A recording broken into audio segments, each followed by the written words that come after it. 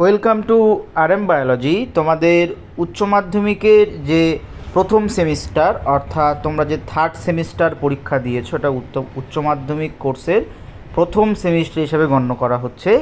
তো চলতি মাসেই তার কিন্তু ফলাফল প্রকাশিত হতে পারে। যেমনটা আমি আগে তোমাদের জানিয়েছিলাম, ঠিক তেমনটাই 31শে অক্টোবর ফল প্রকাশের সম্ভাবনা। উচ্চ মাধ্যমিক শিক্ষা সংসদ সূত্রে এই খবরটা পাওয়া যাচ্ছে।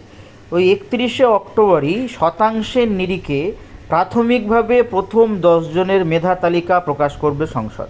তবে চূড়ান্ত মেধা তালিকা দ্বিতীয় সেমিস্টারের পরীক্ষার ফল প্রকাশের পর প্রকাশিত হবে, অর্থাৎ তোমাদের চতুর্থ সেমিস্টার হয়ে যাওয়ার পর। তখনই পরীক্ষার্থীরা হাতে মার্কশিটের হার্ড কপিও পাবেন। 2026 অর্থাৎ আগামী বছর উচ্চ মাধ্যমিক পরীক্ষায় প্রথম সেমিস্টার পদ্ধতিতে হচ্ছে। যার প্রথম পর্বের পরীক্ষা হচ্ছে সেপ্টেম্বর মাসে, অর্থাৎ তোমাদের থার্ড সেমিস্টার এক্সাম। দ্বিতীয় পর্ব হবে ফেব্রুয়ারি মাসে।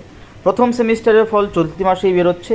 দ্বিতীয় সেমিস্টারে তোমাদের পরীক্ষা হয়ে যাওয়ার পর তোমরা কিন্তু একটা ওভারঅল রেজাল্ট পাবে, কিন্তু এই পার্টিকুলার সেমিস্টার রেজাল্টটা কিন্তু 31শে অক্টোবর বেরোবে।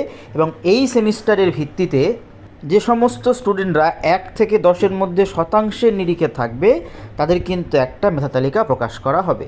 প্রথম সেমিস্টারে পরীক্ষার্থীর সংখ্যা ছিল 6,66,343 জন। তার মধ্যে 10,437 জন পরীক্ষার্থী ফর্ম পূরণ করলেও একটাও পরীক্ষা দেয়নি।